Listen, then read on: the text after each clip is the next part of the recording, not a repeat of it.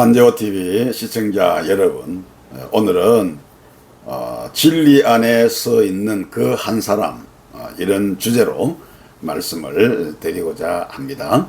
유대 종교 최고 지도자들인 대제사장, 그리고 바리새인, 그리고 산헤드린 공회원들은 예수님께서 행하신 여러 표적과 기사들에 대해서 듣거나 그리고 직접 보기도 했습니다. 많은 유대인들은 예수님의 이러한 기적과 이적을 보고 예수님을 자기 나라를 로마의 식민지에서 구원할 정치적 메시아로 삼고자 하기도 했습니다. 그래서 유대 종교 지도자들은 예수님께서 무리들을 정치 세력화해서 로마 당국을 향하여 저항 운동을 한다면 엄청난 파장을 불러올 것으로 그렇게 판단을 했습니다. 그렇게 될 경우에는 자기들이 그동안 누려왔던 정치, 경제, 그리고 종교적 재반 특권을 잃어버리게 될 것이 뻔했고, 무엇보다도 여러 가지 이권에 치명적인 타격을 입게 될 것이라는 그런 판단을 하게 되었습니다. 그래서 그들은 한결같이 초긴장 상태에 있었죠. 따라서 그들은 급히 산헤드린 공회를 열어서 긴급 대책을 수기하기 시작을 했습니다. 이때 대제사장 가야바가 한마디를 합니다. 너희가 아무것도 알지 못하는도다. 한 사람이 백성을 위하여 죽어서 온 민족이 망하게 되지 않게 되는 것이 너희에게 유익한 줄을 생각하지 아니하는도다. 이렇게 말했습니다.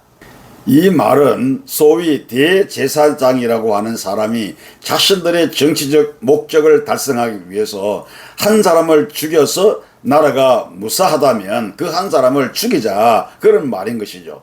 그 한 사람이 누구입니까? 바로 예수 그리스도이십니다.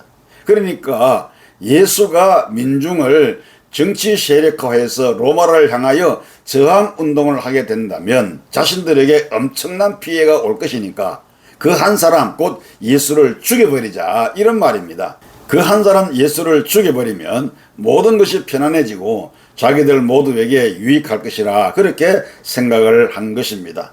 이렇게 대제사장은 한 사람이 백성을 위하여 죽어서 온 민족이 망하지 않는다면 그 한 사람을 죽이자고 했지만, 예수님은 하늘의 권세로 대중들을 정치 세력화 해가지고 이스라엘을 로마 식민지에서 해방시키고자 그렇게 세상에 오신 것은 아니십니다. 누구든지 죽어야만 하는, 모두가 죽어야만 하는 인간을 구원해서 영원한 생명을 주시기 위해서 우리 주님께서 이 땅에 오셨고, 그것을 성취하기 위해서 십자가에서 대속의 죽음을 죽으신 것입니다.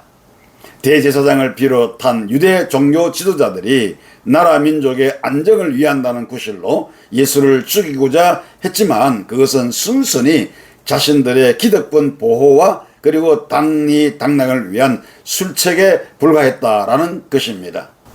성도 여러분, 지금 우리나라는 정치, 경제, 외교 면에서 참으로 불안하고 안정되지 못한 형편에 있다라고 생각합니다. 특히 진보 정부는 기독교의 불리한 정책들을 수립하면서 한국 교회에 불이익을 주고자 하는 인상을 떨쳐버릴 수가 없습니다. 북한 인권에는 침묵하고 동성애자들의 인권은 왜 그렇게도 중요시하는지, 기독교의 생명과도 같은 하나님의 말씀에 어긋나는 동성애 차별금지법을 왜 그렇게 악착같이 통과시키려고 하는지, 왜 국민을 사람으로, 자유민주주의를 민주주의로, 양성평등을 성평등으로 바꾸려고 하는지, 별 차이 없을 것 같은 단어를 왜 헌법이라는 최고의 법에서 바꾸려고 했을까? 왜 그럴까? 우리는 깊이 생각해 보아야 할 것입니다. 결국 이런 정책들은 예수님을 죽이려고 하는 것입니다. 오늘날도 예수 한 사람만 죽이면, 기독교만 죽이면 자신들이 바라고 자신들이 생각하고 추구하는 이상적인 나라를 만들 수 있다고 생각하지는 모르겠습니다. 결코 그럴 수가 없는 것입니다. 그들이 예수님을 죽일 수가 있습니까? 그들이 교회를 멸할 수가 있습니까? 세상 나라가 하나님의 나라를 멸하고 교회를 멸한다고 해서 멸해지는 것입니까? 결코 그럴 수가 없는 것입니다. 우리가 부르는 찬송가에 보면 이런 찬송이 있습니다. 세상 나라들은 멸망당하나 예수 교회에 영영 왕성하리라. 세상 나라들은 멸망당하나 예수 교회에 영영 왕성하리라. 세상 나라들은 세워졌다가 또 망하고 세워졌다가 또 망하고 반복되어지는 것입니다. 그러나 예수 교회, 하나님의 나라, 하나님의 교회는 영영 왕성하게 되는 것입니다. 성도 여러분, 나라와 민족을 살리는 길은 예수를 죽이는 것이 아니라 예수를 살리는 길입니다. 나라와 민족이 사는 길은 예수 믿는 의인이 많아지는 것입니다. 정치가가 없어 망한 나라가 없고, 대기업이 없어 망한 나라도 없고, 학교 교육이 없어 망한 나라도 없습니다.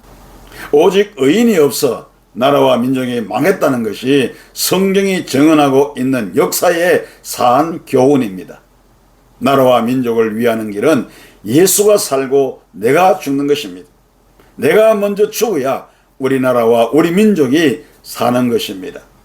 미국의 34대 대통령 아이젠하워는 대통령 취임식 때 잠언 14장 34절의 말씀에 손을 얹고 선서를 했습니다.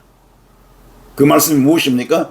공의는 나라를 영화롭게 하고 죄는 백성을 욕되게 하느니라. 공의, 진리, 하나님의 역사, 이것은 나라를 영화롭게 하지만 죄, 불의, 불법 이런 것들은 백성을 욕되게 한다는 말씀이죠. 그러므로 우리나라와 우리 민족이 잘 되는 길은 나라의 지도자들이 의로워지는 것입니다. 그래서 예레미야서 5장 1절에 보면 이렇게 말씀합니다. 너희는 예루살렘 거리를 빨리 다니며 그 넓은 거리에서 찾아보고 알라. 너희가 만일 정의를 행하며 진리를 구하는 자를 한 사람이라도 찾으면 내가 이 선업들을 용서하리라. 이렇게 말씀하셨습니다. 오늘 우리의 삶의 정황이 어떠할지라도 우리 모두는 진리를 사수하고 그리고 공의를 실현해야 합니다.